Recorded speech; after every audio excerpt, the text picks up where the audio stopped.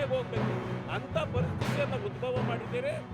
ಇದು ಏನು ನೀವು ಸಂಭ್ರಮಾಚರಣೆಗೆ ಹೋಗಿದ್ದೀರೋ, ಸಾಧನೆ ಅಂತ ಹೇಳ್ತಿದ್ದೀರೋ, ಆದ್ರೆ ಜನರ ವೇದನೆ ಕೇಳೋರು ಯಾರು?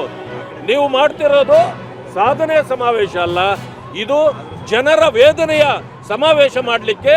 ಅವರ ಬಗ್ಗೆ ನಿಮಗೆ ಅನುಕಂಪ ಇಲ್ಲ, ನಿಮಗೆ ಸಾಧನೆ ಬರ್ತದೆ ಎನ್ನುವಂತ ಡಿಸ್ಪ್ಲೇ ಇರ್ಬೋದು. ಈ ರೀತಿ ಪ್ರಯಾಣಿಕರಿಗೆ ಅನುಕೂಲ ಆಗ್ತಕ್ಕಂಥ ಎಲ್ಲ ವ್ಯವಸ್ಥೆಯನ್ನ ಇಲ್ಲಿ ಮಾಡಲಾಗಿದೆ.